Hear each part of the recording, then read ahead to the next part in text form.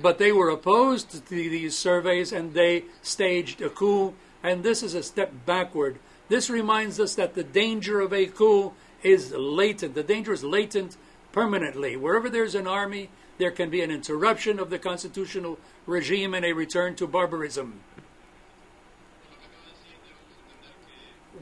Should we understand from what you have said that you did not do anything to set this off, and when you return, you will continue with your intention to call a referendum? Second question, what are the lessons to be learned from this experience? And third,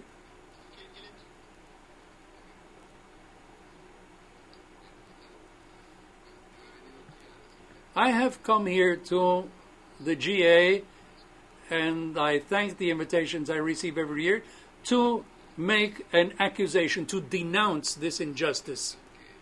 And if because of that I have to make a sacrifice, I will. I will make that sacrifice to denounce this arbitrary manipulation of our society. God tells us, the Bibles tell you that you must not fear. And the principle of wisdom is the only thing that we must stand in awe of. I have made denunciations based on unequal terms of trade, the international economic order. I have denounced this, and this should not anger society. It should create, on the other hand, a dialogue. And we are not afraid of debate and dialogue, but there are those who would not have anyone give their opinion. And that is what's happening in Honduras. God willing, I believe in God. I can't understand it, and sometimes I get angry, even with God, because I have things that I want to know. I am angry over the injustices in the world. And on Thursday, I will be returning. Miguel Descoto, the President of the Assembly, has said that he is going to travel with me to our capital. Today, the President of Argentina, Cristina Kirchner, said she would accompany me on the aircraft. The Secretary General of the OAS, Miguel Insulza, will be with me. President Rafael Correa will accompany me on the airplane.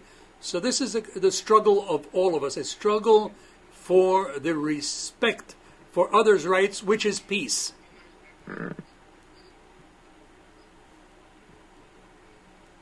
¿Cuánto tiempo Sí. tenemos? Mire, es que esa es una solicitud.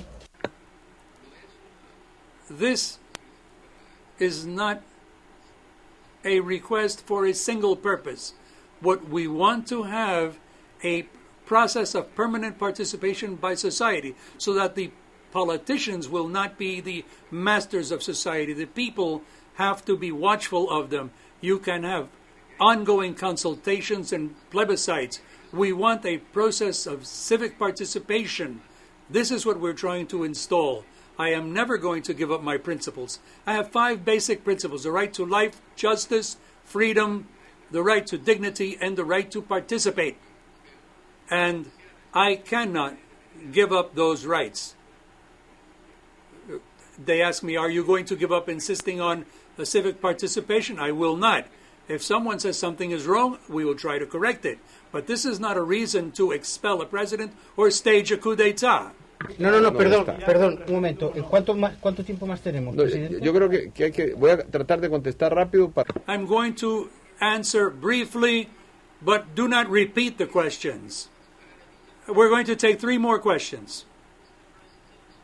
Voy a tomar las 3 últimas preguntas. Mr. President, I come from the Middle East area, and the area is rife with reports that Western powers, that the coup would not have taken place without the tacit or actual approval of a Western power. What are your thoughts on the subject? I'd like to hear from you if you think that is so, and if it's so, which is the Western power? I would like to hear also the opinion of Miguel Descoto, please, on the subject. Mire. No. The United States has changed a great deal, and Europe has changed.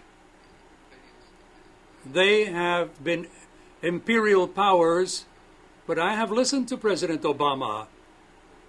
It is not only that he condemns the events, but he has demanded the restoration of the president. I have also heard the ambassador of the United States in Tegucigalpa. He has taken the same position against the coup powers. Those gentlemen over there find that this is strange, but the world is united behind democracy. It is a guarantee for all. And I believe that this has been an absurd, arbitrary action by a group of people who manipulated the army with the goal of getting even richer.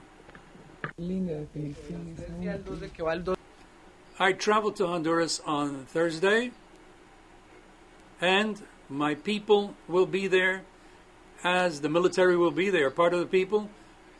My enemies will be there.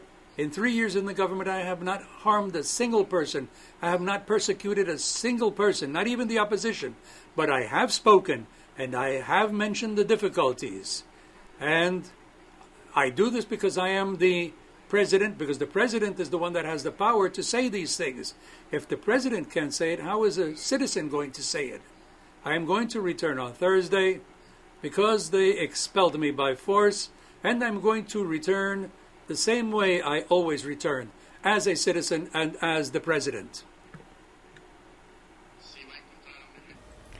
It may seem foolish to land on a plane in a country surrounded by armed troops, but that's what President Zelaya is going to do. But he's not going alone.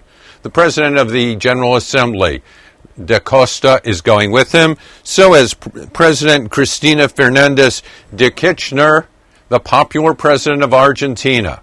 And who knows what kind of units may precede him there. Who knows what will await him on the ground. We do know one thing, and it's what Mr. Zelaya said in his concluding remarks. The once and would-be president of Honduras said, anyone who is fearful should not become a politician. He says he's not fearful. He's headed back to a country from which he has just been ousted by a military coup. Thursday will tell the tale. We will watch this for you on icastnews.com, live and direct from the United Nations. I'm Jonathan Sanders.